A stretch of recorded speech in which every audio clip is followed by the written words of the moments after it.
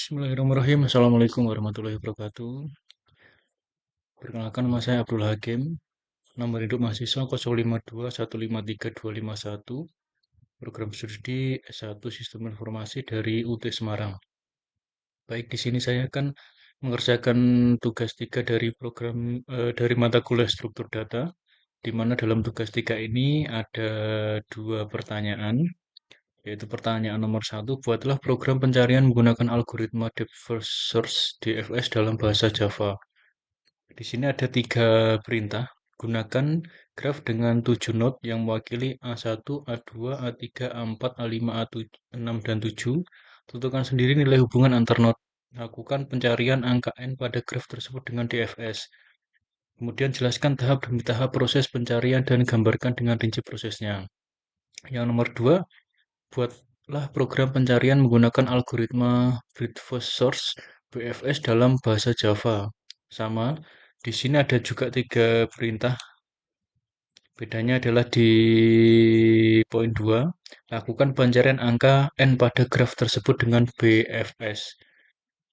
Baik, di sini saya juga melampirkan pengerjaan saya dengan saya susun seperti ini, yaitu tugas 3 struktur data. Ini data diri saya. Ini soalnya tadi. Kemudian di sini saya buat pencarian node dalam graf menggunakan algoritma DFS dan BFS. Saya menggunakan Java. Saya jelaskan dikit bahwa graf adalah struktur data yang terdiri dari simpul node dari sisi atau edge. Dalam pencarian graf, dua algoritma yang umum digunakan adalah DFS, Depth First Search, yaitu menjelajah satu cabang hingga ke ujung sebelum mundur. BFS, Brute First Search, menjelajah semua tetangga node terlebih dahulu sebelum lanjut ke level berikutnya. Kemudian struktur saya yang terdiri dari node atau simpul vertex adalah titik-titik yang mewakili entitas dalam kasus ini, yaitu A1 sampai dengan A7. Edge atau sisi garis, yaitu hubungan atau koneksi antara node-node tersebut. Graf bisa bersifat berarah, directed, yaitu mempunyai sisi punya arah, ataupun bisa tak berarah, undirected, yaitu sisi tidak punya arah atau dua arah otomatis. Di sini langsung saya mengerjakan soal nomor 1, yaitu pencarian DFS dalam Java, yaitu adalah graf secara mendalam yang artinya ia mengunjungi satu simpul hingga tidak ada lagi tangga dan belum dikunjungi, kemudian kembali ataupun backtrack. Di sini struktur grafnya, graf tidak berarah dengan 7 node. A1 terhubung ke A2 dan A3. Kemudian A1 juga terhubung ke A4, A2 terhubung ke A1, A4 dan A5. A3 terhubung ke A1 dan A6. Kemudian A4 terhubung ke A2, A5 terhubung ke A2, A6 terhubung ke A3 dan A7, kemudian A7 terhubung ke A6. Nah, seperti ini strukturnya saya juga buat grafik simpelnya. Kemudian tujuan dari pencarian menggunakan DFS ini, saya akan menggunakan node A5 yang dimulai dari node A1. Nah, di sini juga saya sudah meringkas eh, kode Java dalam bentuk DFS-nya. Nah, di sini coba saya copy ya. DFS ini sudah saya buat nama filenya. Nah, seperti ini. Seperti ini ya. Sebentar. Nah, ini seperti ini. Saya sudah membuatnya. Kemudian kita coba runningkan ya.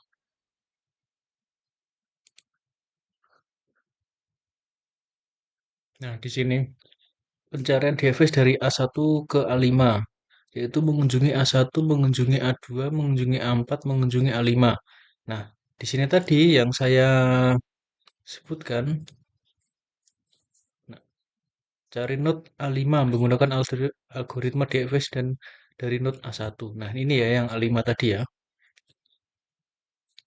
Nah, ini sudah saya buat juga. Hasilnya seperti ini, A1, A2, A4, A5, dan A5 ditemukan. Artinya, dari tahapan proses DFS ini, saya rangkum dari nomor 1 sampai dengan nomor 4.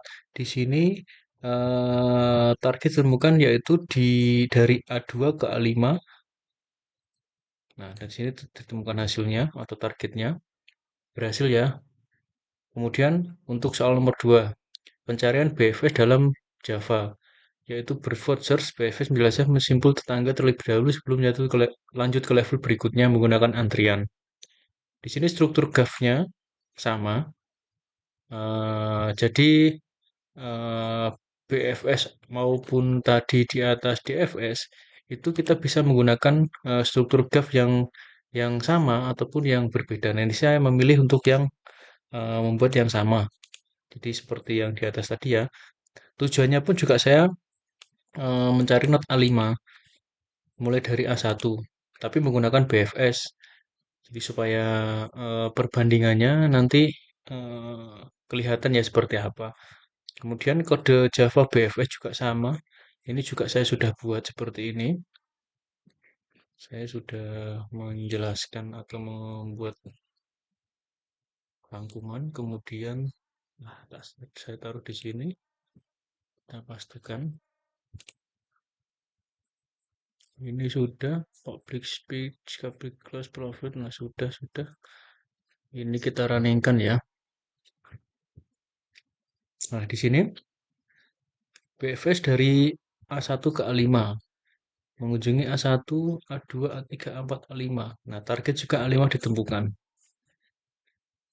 Seperti ini ya. Ini juga sudah nah, A1 ke A1, A2, A3. Nah, ini sama. Ini juga sudah ditemukan. Kemudian di sini juga saya merangkum ada beberapa perbandingan dari aspek antar DFS dan BFS ada beberapa item di mana di sini strategi penelusuran kalaupun di DFS menelusuri node sedalam mungkin terlebih dahulu sebelum kembali atau ke backtracking. Kemudian BFS itu adalah menelusuri node secara melebar level demi level sebelum masuk ke level lebih dalam. Kemudian dari aspek struktur data yang digunakan, strike secara implis atau via restruksi atau eksplisit. Itu untuk DFS. Kemudian untuk BFS adalah QU atau antrian. Dari aspek urutan penelusuran, BFS memprioritaskan jalur yang lebih dalam dahulu. Kalaupun di BFS memprioritaskan simpul-simpul yang bertetangga dahulu. Kemudian dari aspek jalur terpendek, tidak dijamin menemukan jalur terpendek. Di BFS menemukan jalur terpendek di graf tak berbobot. Dari aspek kebutuhan memori, biasanya lebih sedikit karena tidak menyimpan semua level dalam memori sekaligus. Itu untuk DFS. Kemudian untuk BFS, lebih banyak memori karena menyimpan semua node satu level. Nah, di aspek ini kecocokan untuk implementasi itu adalah DFS eksplorasi semua jalur atau dan backtracking seperti dalam puzzle atau labirin. Untuk BFS mencari jalur terpendek, pencarian pada graf berbobot sama. Kemudian waktu eksekusi atau kompleksitas yaitu adalah jumlah simpul E sama dengan jumlah sisi. Nah, di sini bedanya ini ya. Ini kita bisa nah, ini nah seperti ini. Kemudian implementasi untuk DFS sering menggunakan rekstrusi. Kemudian untuk BFS sering menggunakan antrian eksplisit. Hasil transversal lebih panjang untuk DFS dan tidak selalu efisien. Untuk BFS lebih sistematif dan terstruktur.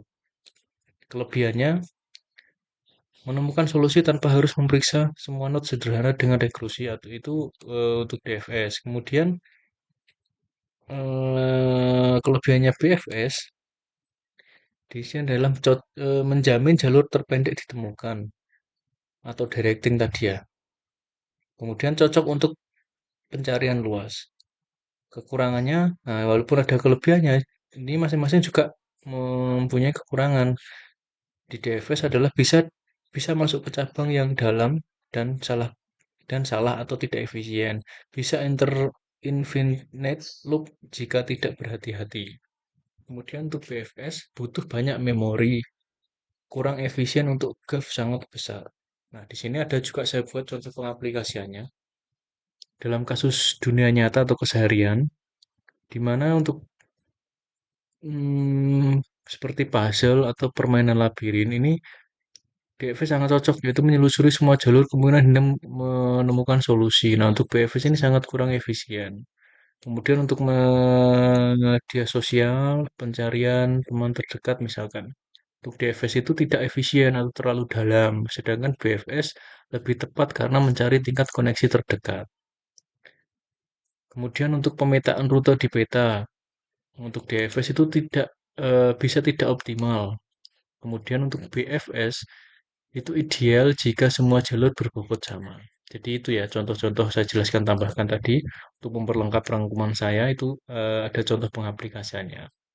Kemudian yang terakhir adalah sampai pada kesimpulan. Ini ada 3 poin. Yang pertama, kedua algoritma dapat digunakan dalam graf yang sama, namun cara pencariannya dan urutan simpul yang dikunjungi akan berbeda. Kemudian pemilihan data DFS dan BFS sangat tergantung pada tujuan pencarian. Kemudian nomor 2 ini ada 2 item juga yang di A, gunakan DFS untuk pencarian mendalam, eksplorasi semua kemungkinan jalur. Dan gunakan BFS jika butuh pencarian tercepat atau jalur terpendek dalam GAF tak berbobot. Yang terakhir, keduanya memiliki kompleksitas waktu yang sama, yaitu O, V, plus E, namun berbeda dalam penggunaan memori dan jalur pencarian. Nah, demikian ya eh, yang dapat saya jelaskan, yang dapat saya kerjakan pada tugas 3 ini. Kurang lebihnya saya mohon maaf. Assalamualaikum warahmatullahi wabarakatuh.